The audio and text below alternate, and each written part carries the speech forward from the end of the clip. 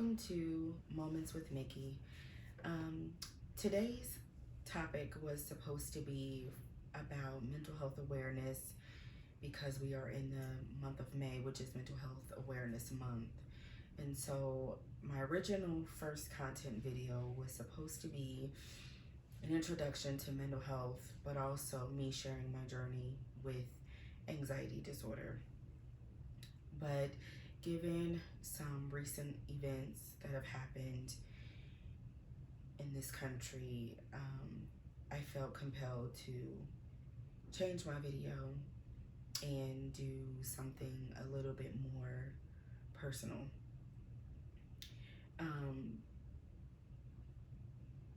The recent event with the killing of George Floyd has been extremely traumatizing for me. One, I think simply because I did unfortunately see the full video.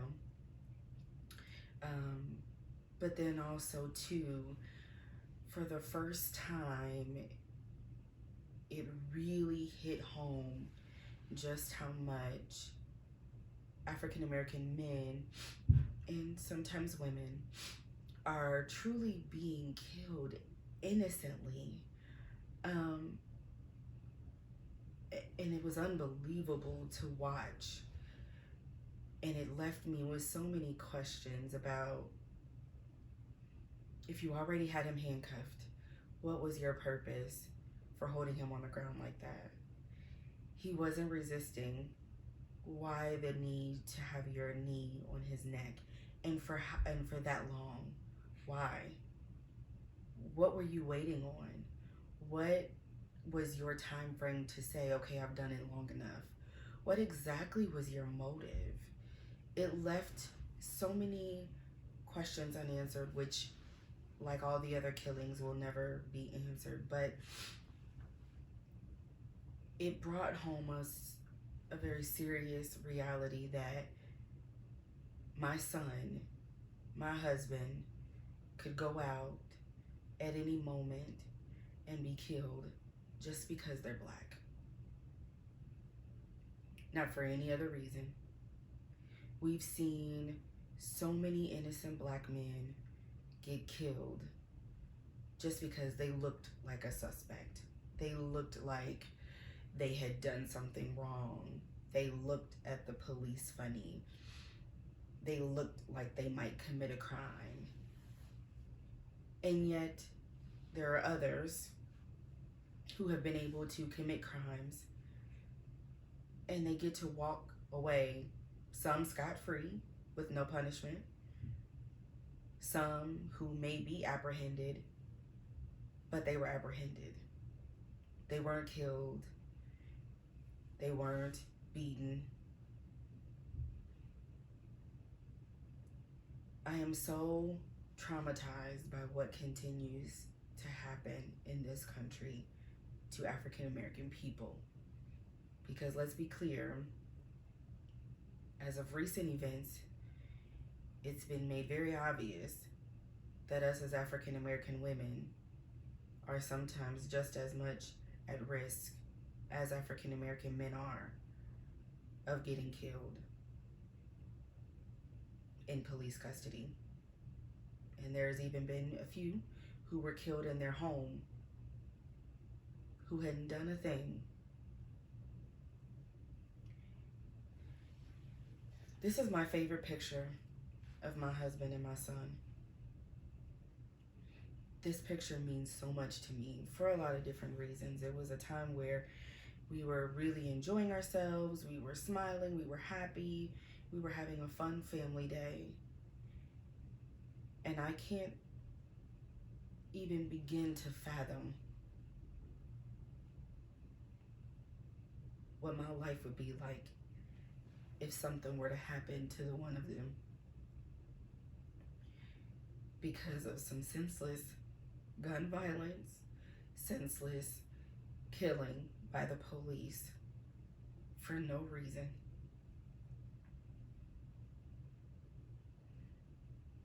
Before starting this video, I kept telling myself that I was going to fight back the tears and stay strong in this video, but I'm sorry. It needs to be seen, it needs to be heard, and it needs to be felt. The harsh reality of being Black in America is that we have to live in fear. We have to live with anxiety because we don't know. We don't know if our skin color is going to anger someone bad enough that they want to hurt us. We don't know if our skin color is going to intimidate someone so bad that they want to kill us. We go about our days hoping we don't say the wrong thing, we don't look the wrong way, we don't do anything that may be able to be perceived as suspicious. We have so many things that we have to think about just to make it home every day. And I'm so tired of it. I'm so scared of what's gonna happen years from now when my son is a teenager. I'm so scared that he is growing up in a time and in a world where his skin color is intimidating.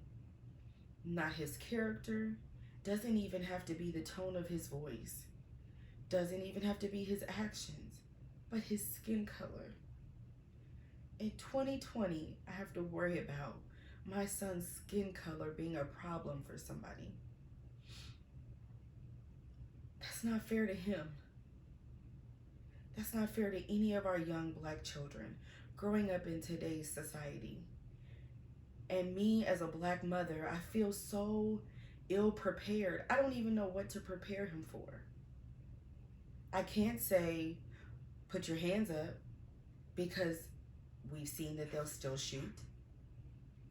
I can't say, be silent and let them say whatever they want to say, because they will still shoot.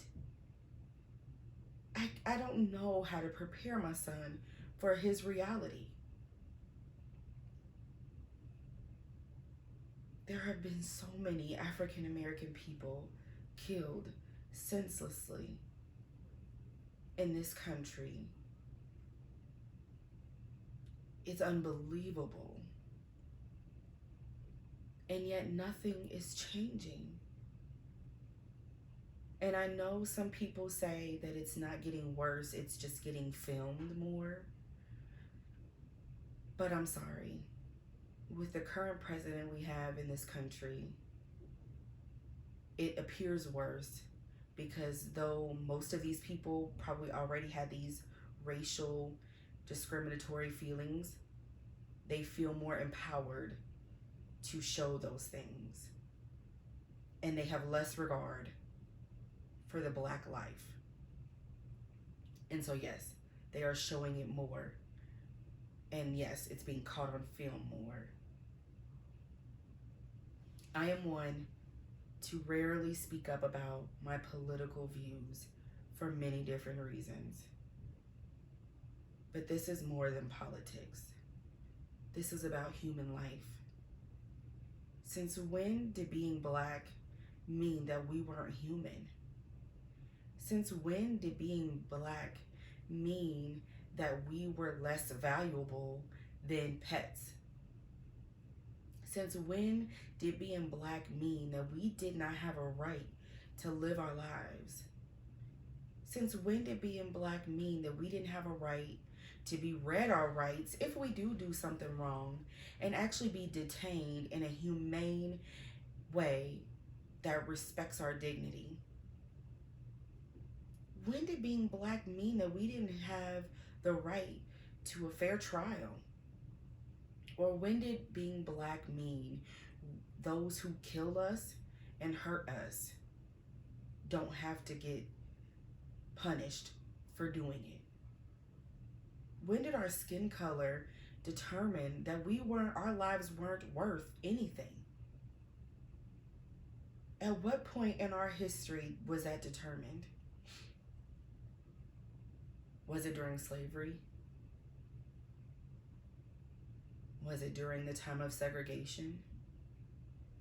Was it during the time we had an African American president in office? At what point was it decided that Black lives truly were worthless? Because that's how we're treated every day. And not even just by the police, because I don't want this to be a fight against the police, because it's been clear and obvious that there are many people out there who are taking our lives that have no connection to law enforcement. But when did that become a thing? When did it become status quo for an African American, unarmed, who may or may not have committed a crime, to be killed and there be no justice served? When did allegedly writing a bad check become punishable by death? When did running through your own neighborhood become punishable by death? I just want to know when. When did going to the corner store become punishable by death?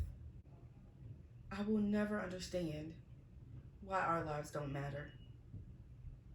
But I know they will continue not to matter until those who are not directly affected by this become affected by it. When those who don't feel the impact begin to feel the impact. When those who are not of the African American race decide to stand with us and share in our voice, share in our pain, share in our hurt, share in our anger, it needs to stop. So ask yourself, if you're watching this video, will I stand up? Will I have a voice and be a voice for those who can no longer speak for themselves? Sandra Bland can't speak for herself. Oscar Grant can't speak for himself. Trayvon Martin can't speak for himself. George Floyd can't speak for himself. Ahmaud Arbery can't speak for himself. And the countless others who have lost their lives senselessly at the hands of the police and of others. So ask yourself, if you're watching this video, what is it going to take for this to change? What is it going to take for things to stop? What is it going to take for Black lives to matter just as much as white lives? What is it going to take for those who fought so tirelessly for gay rights to fight just as much for African American rights? What is it going to take for our lives to have the same value as others? What is it going to take for you to see just how much of an impact it has on us when another Black man is killed, leaving a wife, leaving children, leaving parents? When is that same life going to matter as much to you as it matters whenever we leave a soldier who's fighting in a war? When are our lives going to matter? What is it going to take for those who are not African American to stand with us, to be empowered, to share in this fight with us? What is it going to take for you to see just how much our children miss their fathers when they're killed, just like your children miss their fathers when they're killed in war? What is it going to take for you to feel enough is enough and you need to say something and speak out against it? What is it going to take for this young boy and this man to feel safe in this country? What is it going to take for me to feel safe in this country? What is it going to take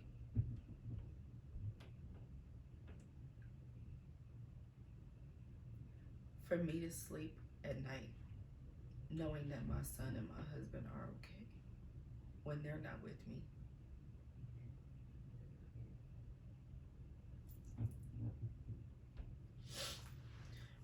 What is it going to take for their lives to matter? Not just to me, not just to those who love them, but to you. I just want to know, what is it going to take?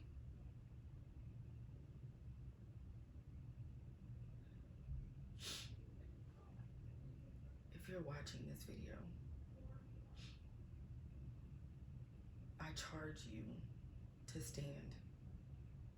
Stand against racial injustice. Stand against social injustice.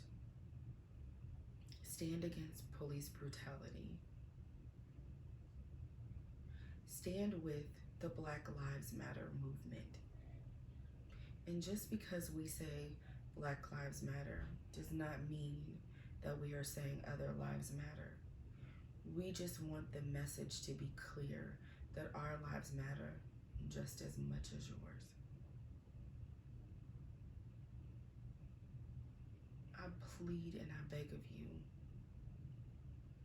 every time you see a Black man being murdered in the news, remember this picture.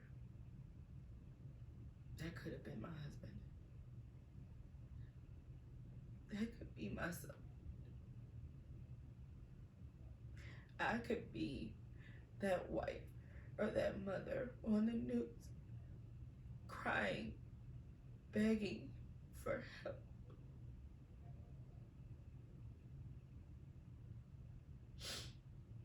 If you take nothing else from this video, take away the fact